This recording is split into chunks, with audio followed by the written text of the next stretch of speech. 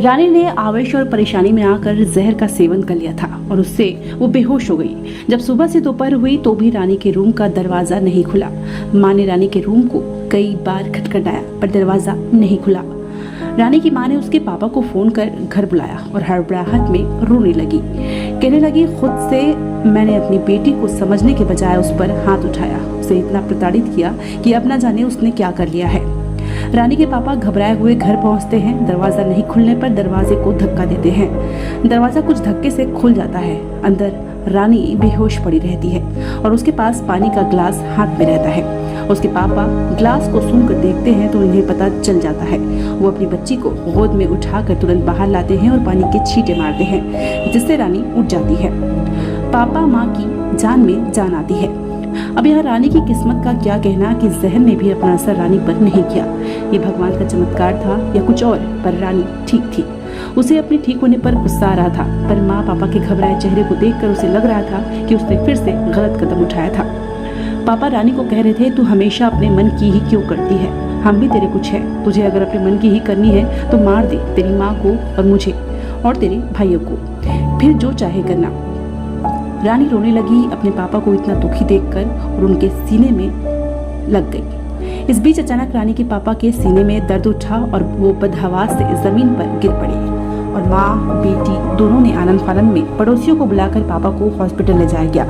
समय रहते पड़ोसियों की मदद से पापा समय पर अस्पताल तो पहुंच गए और इलाज शुरू हुआ। रानी और उसकी माँ हॉस्पिटल में थे। माँ ने दोनों भाइयों को हॉस्पिटल बुला लिया और अपने कुछ रिश्तेदारों को भी इन्फॉर्म कर दिया। बेहद घबराई हुई रानी की माँ रोई जा रही थी और भगवान से मिन्नतें मांग रही थी। इधर रानी खुद को अपने पापा की इस हालत का दोषी मानकर पछता रही थी और भागती हुई हॉस्पिटल के मंदिर वाली जगह पर जाकर भगवान शिव शंकर के आगे रोने लगी। बाबा प्लीज मेरे पापा को ठीक कर दो। मैं आपसे प्रॉमिस करती हूँ आज के बाद वही करूँगी जो पापा और माँ कहेंगे। मैं अपनी मर्जी से सांस भी नहीं लूँगी।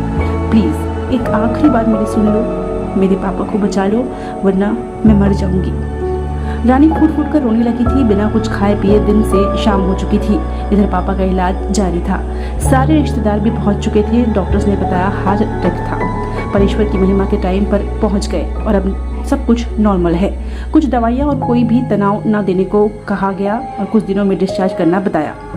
रानी की माँ की जान में जान आई और वो भीतर रानी के पापा को दरवाजे पर लगे मिरर से देखने लगी। रानी को इस बात की खबर मिल गई थी कि पापा खतरे से बाहर है। वो भगवान को धन्यवाद करते हुए पापा के रूम तक पहुंची और पापा के पास जाकर बोली, पापा आपकी रानी सिर्फ आपकी बात मानेगी, आप ठीक हो जाओ ना पापा। रोते रोते वो कमरे से बाहर आ गई।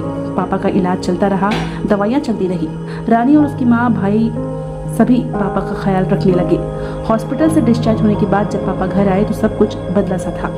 रानी अपने पापा की वो प्यारी सी बेटी बन गई थी जो पापा चाहते थे। वो हंसते हुए पापा का स्वागत की और पापा के लिए वो सब किया जिससे पापा खुश रहने लगे। अपनी बेटी को फिर से ऐसा देखकर सब पहले जैसा हो गया। यहाँ पर सब पहले जैसा हो गया था, पर रानी की यह हंसी के पीछे का दर्द जिसे अंदर ही अंदर रानी ने दबा रखा था, वो पापा की खातिर खामोश सा रानी के दिल में चुभ रहा था। रानी ने 12वीं की पढ़ाई कंप्लीट कर ली। फिर रानी को स्कूल छोड़कर कॉलेज जाना था। पापा ने बेटी पर भरोसा किया और रानी ने पापा के भरोसे को टूटने नहीं दिया। विराट को बुलाकर कॉलेज की पढ़ाई पूरी की। विराट भी उसकी सजा पूरी होने पर अपनी जिंदगी में लग गया था। सब कुछ सही चल रहा था। फिर रानी के रिश्ते के लिए रानी के घर उसके पापा के दोस्त घर पहुंचे। पापा ने अपनी बेटी की जिंदगी का फैसला ले लिया। उनके दोस्त के कहने पर लड़के वालों को घर बुला लिया। रानी को इस बात की जानकारी जब मिली तो उसके दिल की वो चुभन और ज़्यादा चुभने लगी, पर पापा को वो दुखी नहीं करना चाहती थी। उसने वही किया जो उसकी माँ ने कहा। जब मेहमान घर आए तो रानी ने उनका स्वागत किया। जिस लड़के को रानी के लिए चुना गया था वो बहुत रईस था और कई दुकान का मालिक भी था। रानी के पापा ने दोस्त के बताए अनुसार लड़के के बारे में सब कुछ जाना, समझा और खुद भी लड़के के घर जाकर सब देख आए। अब रानी और उस लड़के की, जिसका नाम था रोहन, दोनों की सगाई माँ पापा ने तय कर दी। रानी खुश नहीं थी। उसे शादी नहीं करनी थी। वो अपना दर्द किसी से नहीं कह सकती थी।